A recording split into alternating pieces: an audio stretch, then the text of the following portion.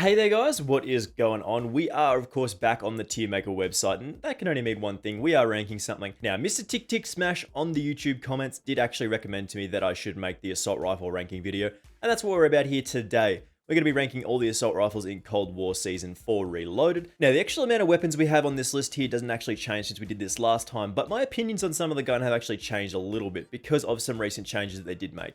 They actually did change some of the zoom values and some of the aim down sight on some of these weapons and actually improved my opinion on some of them, which is really cool. Just before we do get into it here, make sure you do hit that subscribe button with those notifications turned on. I do massively appreciate it and it really does help me out. We are of course looking for 6,000 subscribers very soon. If you could help me achieve that goal, that would be absolutely massive. So let's take a look at our rankings here and let's talk about how we have the tier explanations going on here. We've got the dumpster tier.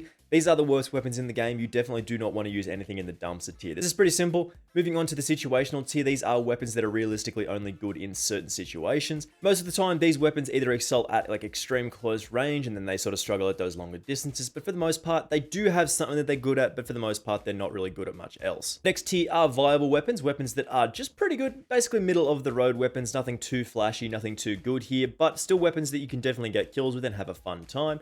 Moving to the meta kind of tier, these are basically weapons that are almost good enough to be part of the meta, but are struggling in certain areas that do let them down. Then the meta tier above that, of course, these are weapons that are very good, and then the tier above that is the broken tier, weapons that are way too strong in this game at the moment, meaning they probably need some nerfs, maybe a couple of balance adjustments here or there. But again, we don't have too many weapons in this particular slot here at the moment. So as usual, we do have the first weapon on our list here, and that is the AK-47.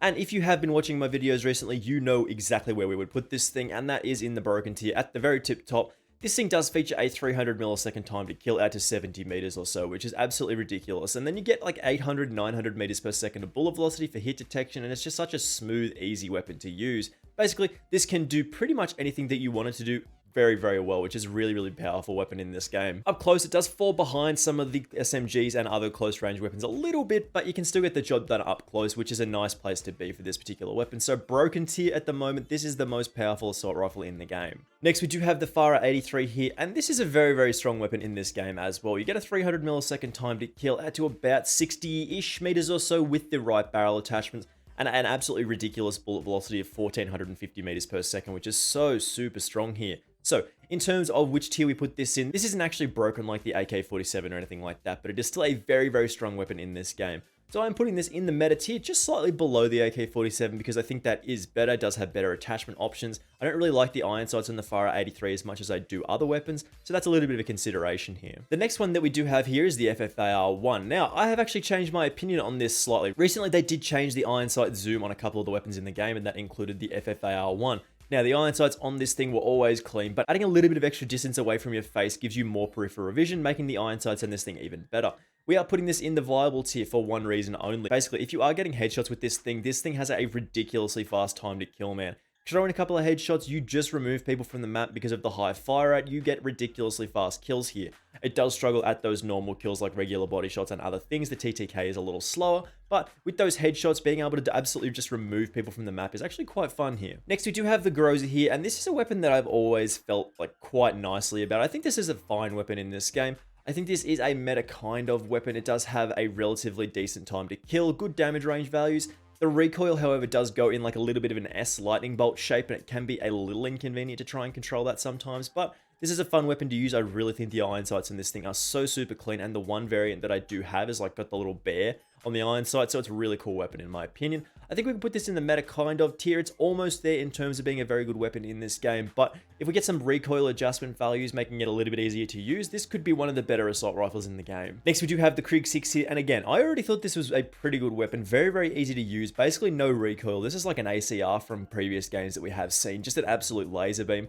The only thing that I did have a problem with this thing is the actual iron sights themselves. Again, I still actually don't prefer them over other weapons in this game, but with the extra zoom distance that they have added, moving them slightly further away from your face, meaning you do get a little bit more peripheral vision, it does make it actually easy to track people across your screen.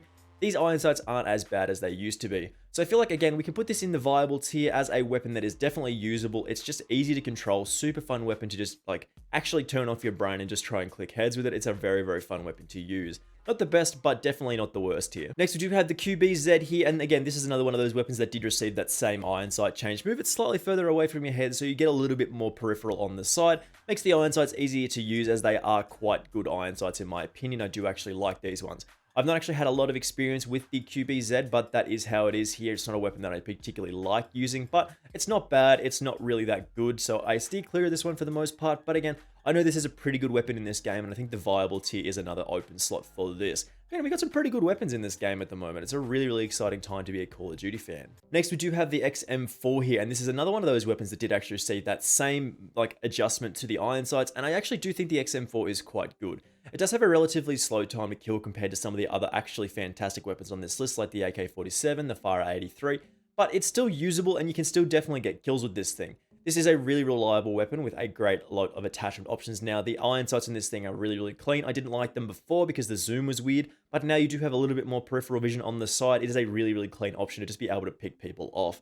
You can also make stealth builds that make this thing very, very fun to use with good bullet velocity values, decent time to kill, easy to control recoil, just good attachments all around, good stats. It's not as good as some of the other weapons on this list, but I think it is actually a little bit above the sort of viable tier. So I think the meta kind of, it's almost there. If they did increase like a damage number here or there, make the TTK a little faster, it would actually be seen as like a meta weapon, but meta kind of is probably a tier we want to put this in at the moment. The last one that we do have here today is the C58, and this is a weapon that I really don't like talking about, and I'm sure some of you think this is a good weapon, but just trust me, it's a bad gun in this game.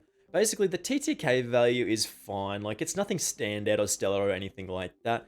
The recoil it's not too bad, like it's pretty easy to shoot people for the most part, but the main draw card for this thing is that it's supposed to be that high damaging sort of low fire rate weapon, and it just doesn't do that. Like the fire rate is just so slow. If you do miss your shots, you are not getting that kill, man. Like, the fire rate just is really, really dragging this thing down. But the fire rate would be fine if the bullets actually punch through people. Like if you got a 3-shot kill, if you had a headshot and 2 body shots as a 3-shot kill, ridiculously fast TTK, man. This would be an excellent weapon to use, but still challenging because of that low fire rate.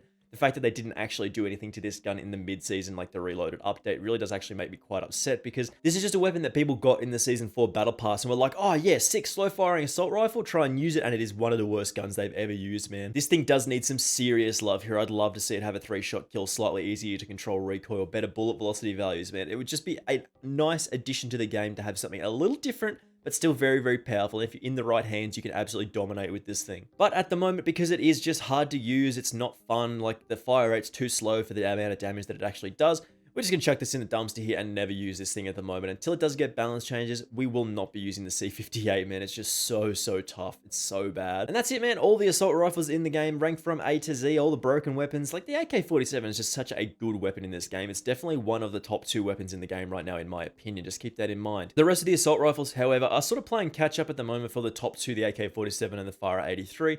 It's more just sort of aligning these picks with where they actually fit in the meta at the moment. I feel like there is 2 standouts and the rest are just kinda okay, which I mean, I'd like to see a little bit more weapon variety at the top of the meta, but it is what it is here. Some of these weapons are just ridiculously easy to use and a lot of fun in most regards, like the XM4 and the Krig 6. You just can basically fall asleep and still get kills with this thing. It's still fun to use. So again, thank you very much for watching this one. I do massively appreciate it, of course. Thank you to, of course, Mr. Tick Tick Smash for recommending me do the assault rifle ranking video. I do appreciate all you guys checking out the videos, liking, subscribing, doing all those lovely good things. But if you haven't already done so, make sure you do hit that red button and subscribe for me with those notifications turned on. I do very much appreciate it, and it really does help me out. Again, as I said, thank you very much for watching, and I will see you in the next one. Bye!